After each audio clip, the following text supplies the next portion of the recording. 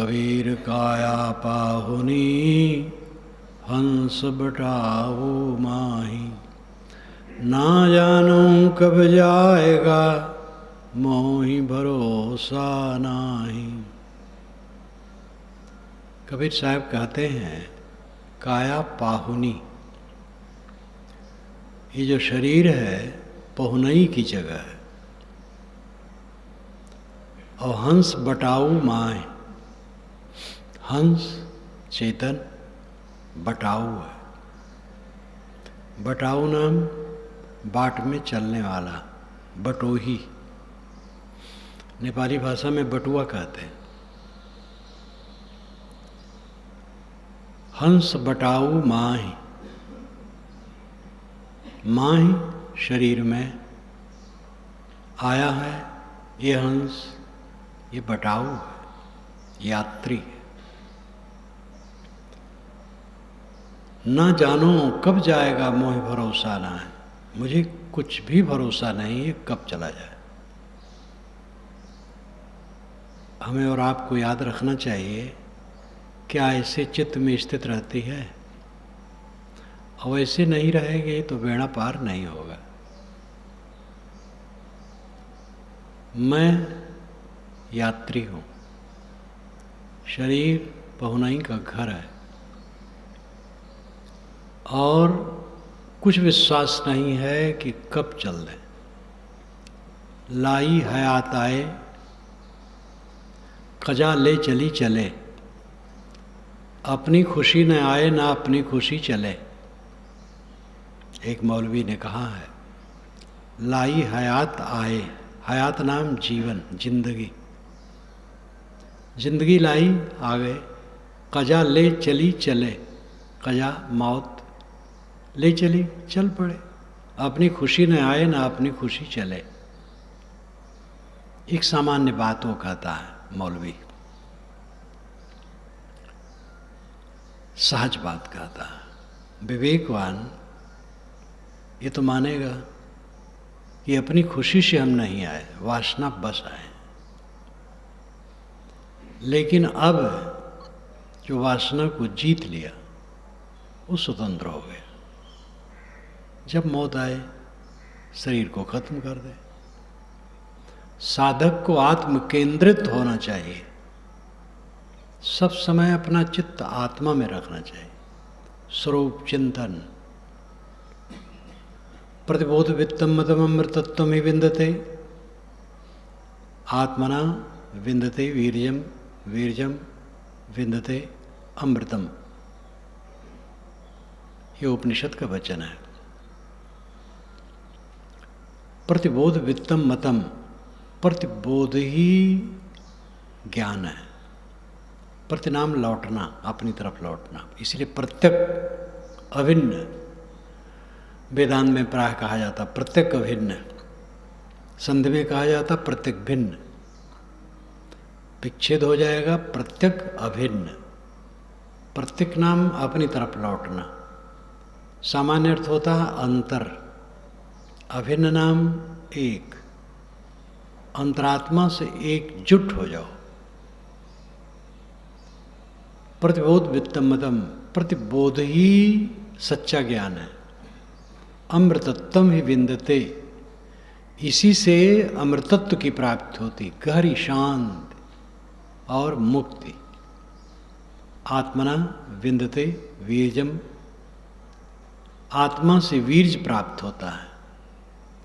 जो आत्मचिंतन करता, आत्मा में रमता है और हर समय अपने चित्त को आत्मा में लगाए रखता है, उसको वीर्य की प्राप्ति होती है, महाबली हो जाता है, उसे हर शोक नहीं रहता है। शत्रु मित्र अलगै छुट जई हैं, जलन रहे सोई साथ अखूट। ये विशाल देव की वाणी है। साधकों को विशाल देव की वाणी पढ़ना चाहिए समय समय से। शत्रु मित्र अलगे रह जाई हैं, जिनको तुम शत्रु मानते हो, मित्र मानते हो, अलगे रह जाएंगे। जलन रहे सोई साथ अखूट, उनके संबंध में अगर तूने विकार बनाया है तो उसकी जलन अखूट रूप में तेरे साथ रहेगी। अखूट का मतलब जो खर्च न हो, खुट गया, खत्म हो गया। अखूट जो खत्म न हो। जहां तक प्राणी पदार्थों का संबंध होता है उसमें अगर असंबंधता का बोध होता है तो ठीक है, नहीं तो हानि के सिवा कुछ नहीं। किसके साथ कौन प्राणी पदार्थ रहता है? हम आप याद करें कितने प्राणी पदार्थ मिले, कौन साथ है? शरीर साथ नहीं रहता है, अवस्थाएं बदल गई। जो आत्म केंद्रित होता है महाबलवान हो जाता है, और जिसका मन दुनिया में रमता है महादुर्बल हो जाता है।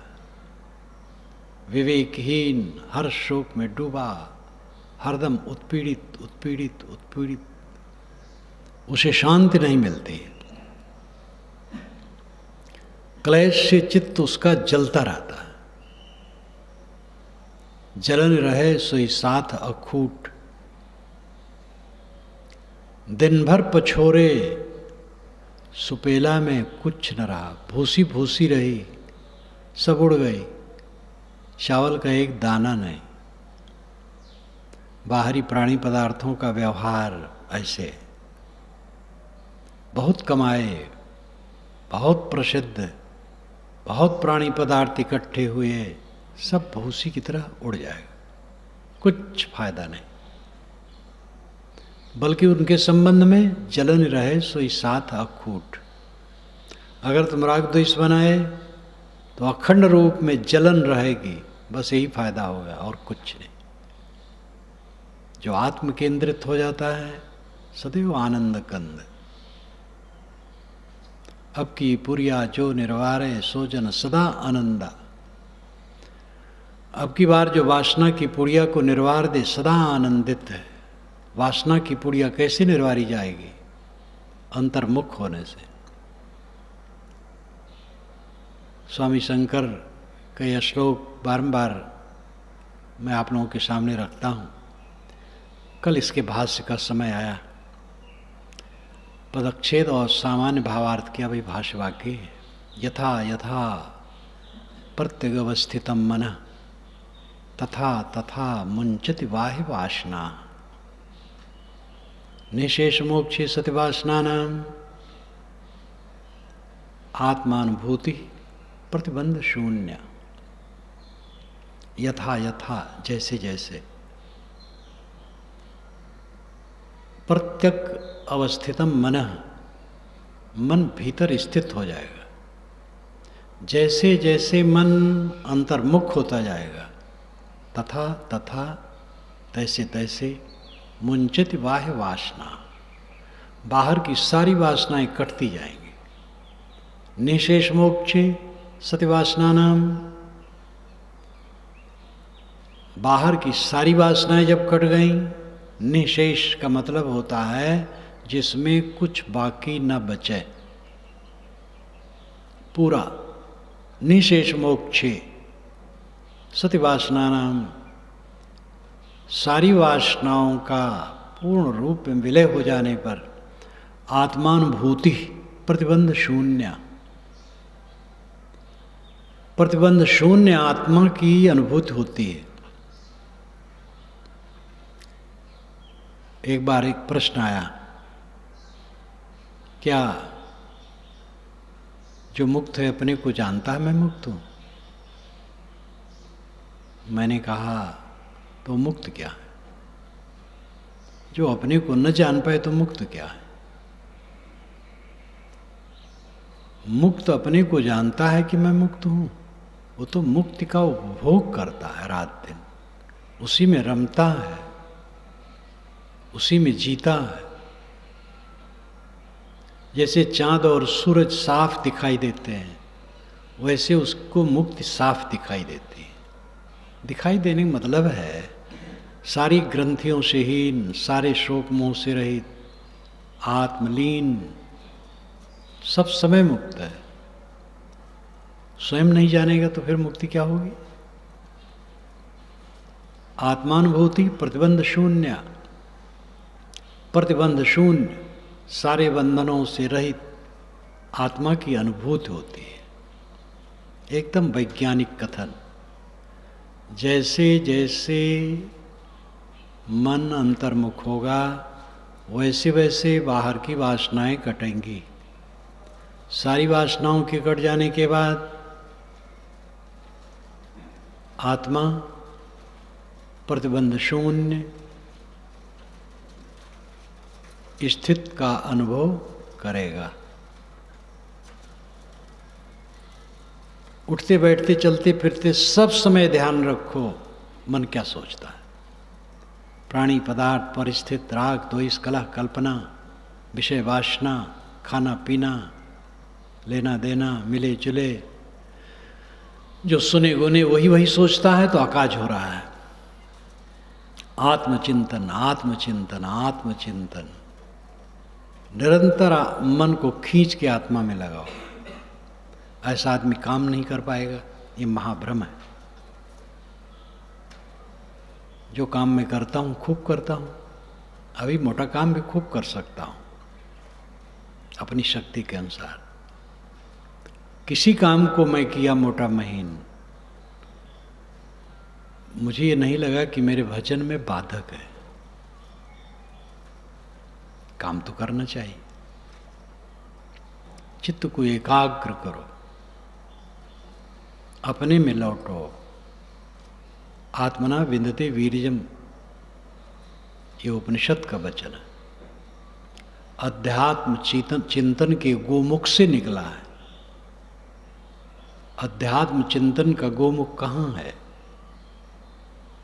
इतिहास की दृष्टि से मैं कहता हूं, और इसका गोमुख भी अनादि ही है, क्योंकि अनादि से मनुष्य है। हम एक परंपरा और शास्त्र में मनुष्य को नहीं बांध सकते। सारे वेद शास्त्र मनुष्य के दिल से निकले हैं।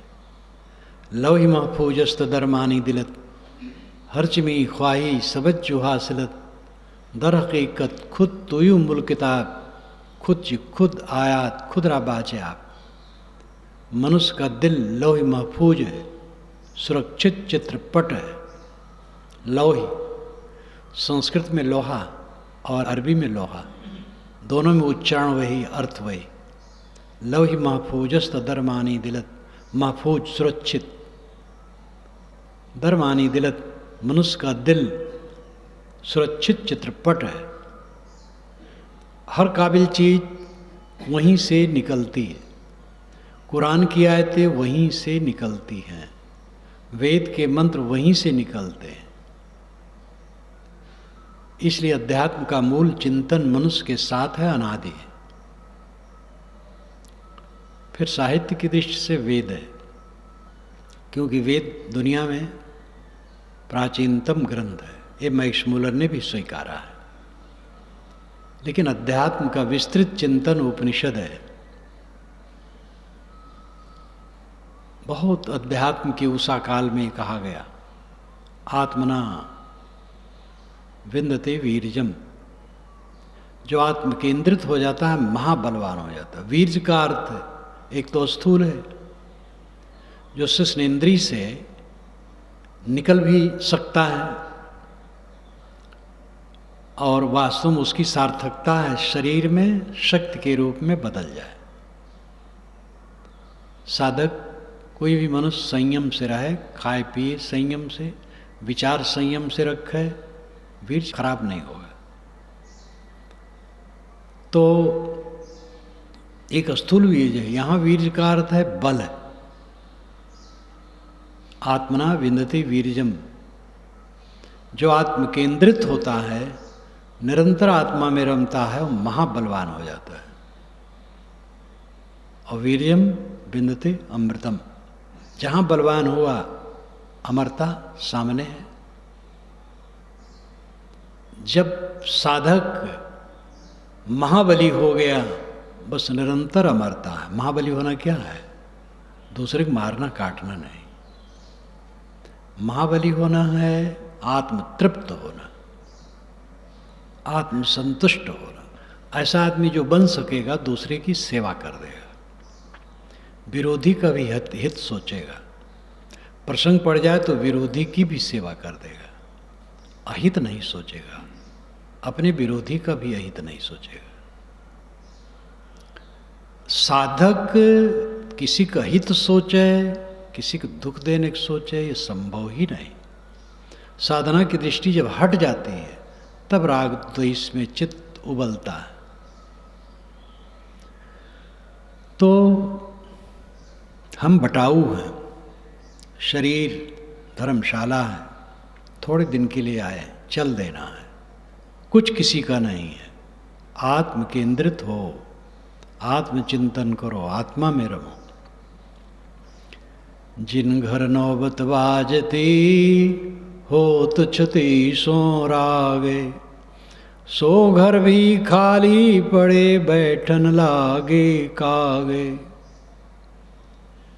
जिस घर में नौबत बजती थी, मांगलिक बाजा, नौबत नगाड़ा और धौसा को भी कहते हैं मांगलिक बाजा, वैसे नौबत का अर्थ है दशा। बारी भी होता है, हमारी नौबत आई है, हमारी बारी आई है, अरे वहाँ तो गया, नौबत हो गई, दुर्दशा हो गई। नौबत का अर्थ दुर्दशा भी है और नौबत का अर्थ दशा भी है, अच्छी दशा, बुरी दशा, सबको नौबत कहते हैं। और नौबत मांगलिक बाजा, नौबत नगाड़ा, धौसा, ये सब शब्दों के अनेक अर्थ हुआ करते हैं। यहाँ अर्थ है जिनके महलों में रोज नौबत बजते थे, होत 36 राग, 36 राग की ध्वनियाँ निकलती थी, वे घर खाली पड़ गए और कौवा बैठते। आगरा किला देखो, क्या है, पर्यटन स्थल है। लाल किला दिल्ली वाला देखो, राजस्थान में तो चलते चलते छोटे छोटे किला मिलते रहते हैं पर्वतों पर, सब सोने साने।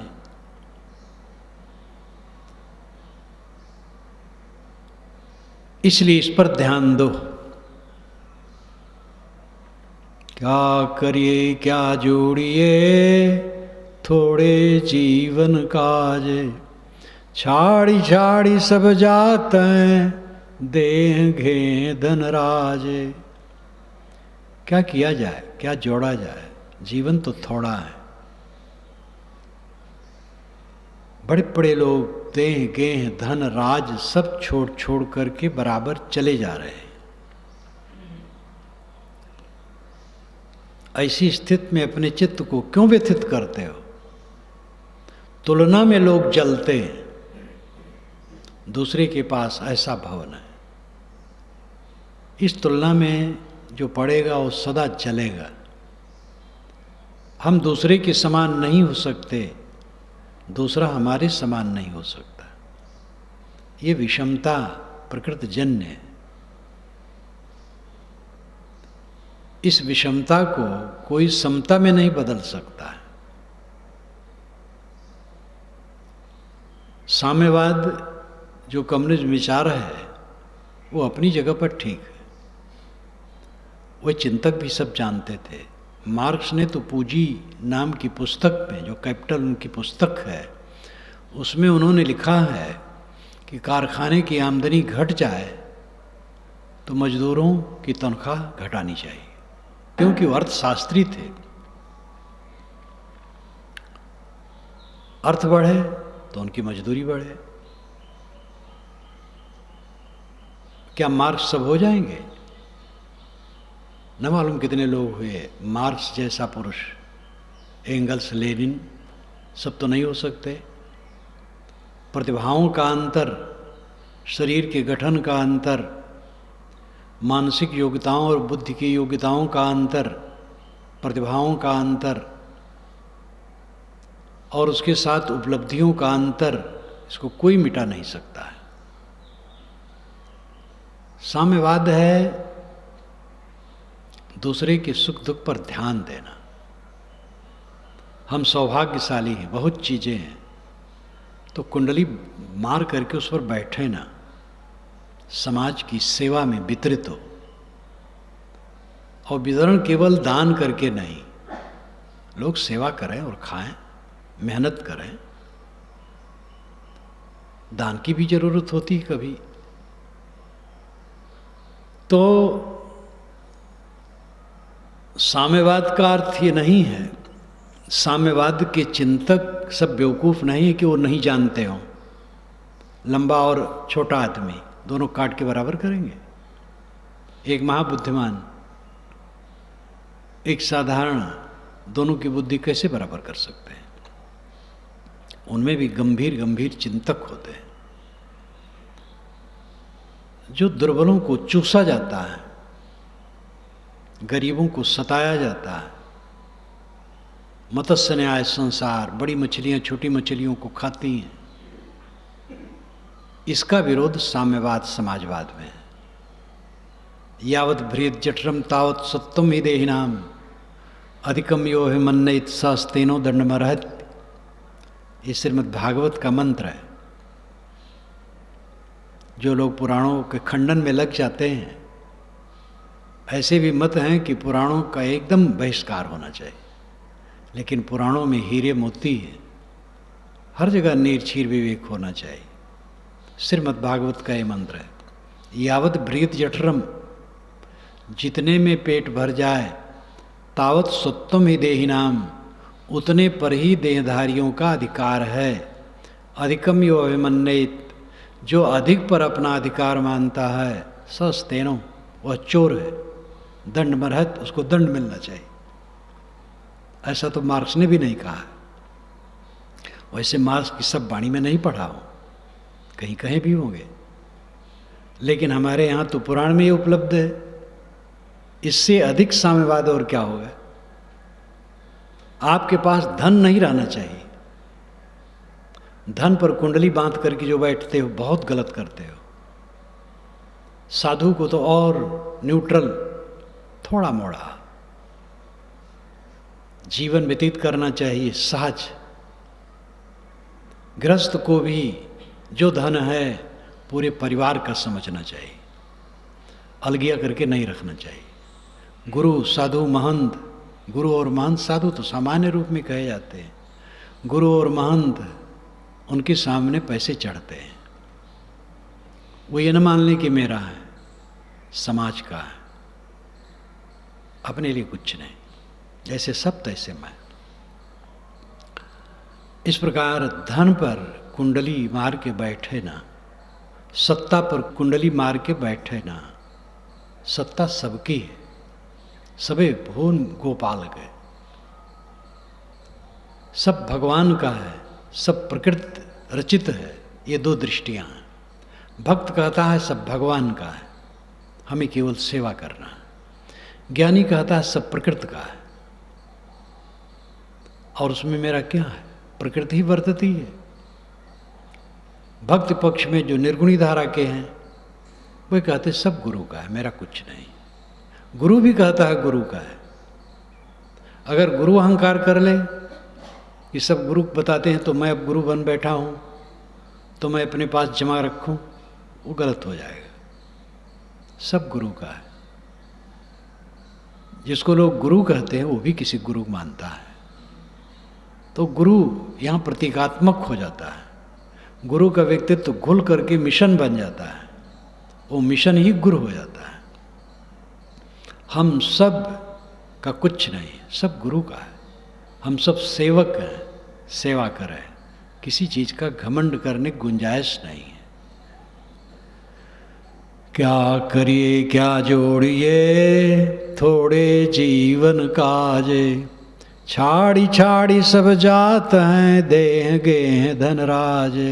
हमारे गुरु जी का शरीर छूटा तो वहाँ पर सब संत जुटे, दूर दूर से भी आ गए। योगेंद्र हमारे एक साधु हैं, उन्होंने कहा गुरु जी का सब जो कुछ है देख लिया जाए, नहीं तो कोई कहेगा जो रखा वखा है कोई ले लिया। व्यर्थ व्यर्थ शंकाएँ होती रहती हैं। तो देखा गया सब, वो लोग देखे, मैं तो नहीं देखा। कुल 12 रुपया निकला हमारे गुरु जी के झोले में।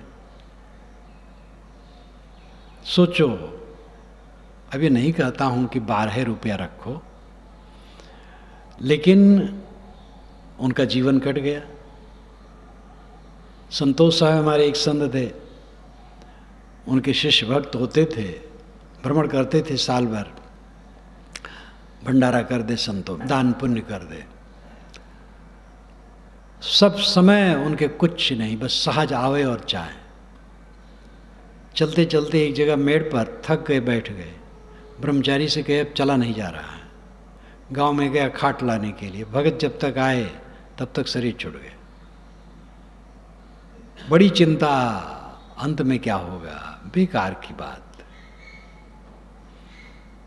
अपने को ऐसा बनाओ आत्मा के अलावा कुछ नहीं। जागो लोगों मत सोओ, ना करो नींद से प्यारे, जैसा सपना रैन का ऐसा यह संसार है। ऐ लोगों जग जाओ, नींद से मोह न करो।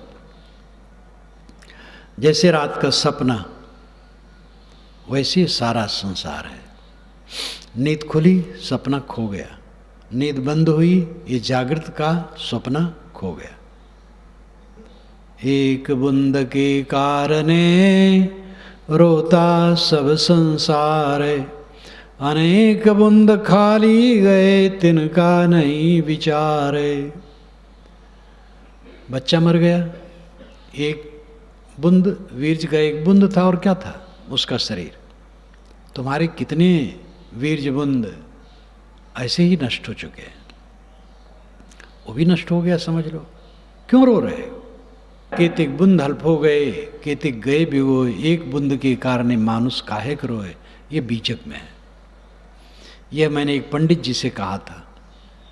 मुझे कबीर साहब का ज्ञान पूरा उस समय रम रहा था, जहाँ जन्म हुआ वहाँ था उस समय। कबीर साहब के ज्ञान होने के बाद 3 वर्षों तक मैं वहाँ रहा। तो एक पंडित जी का बच्चा मर गया।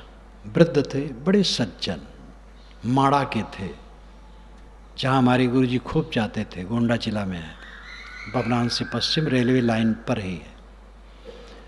तो उनका संबंध था, गांव में आए, मुझसे मिले, तो मैंने यही साखी कही। केते बूंद हल्प हो गए, केते गए भिगोए, एक बूंद के कारण मानुष काहे करो। कुछ बूंद से बच्चे पैदा हो गए, कुछ ऐसे खराब हो गए। बच्चा भी एक वीर्य बूंद रहा, क्यों रो रहे हो? खूब कहा। उन्होंने ग्रहण किया, खास बात उनके ग्रहण की, बहुत संतुष्ट हुए। मेरे साधु होने के बाद जब गुरुजी के साथ माड़ा गया, तब तक वे जीवित थे, वृद्ध थे। मिले, कहे महाराज जब आप बताए थे घर में थे जो साखी, उससे तो मेरे मन का दुख वैसे बीत गया था जैसे कांटा किसी के शरीर में हो और दर्द हो और कोई निकाल ले और एक बार की दुख समाप्त हो जाए, वैसे मेरा दुख समाप्त हो गया था।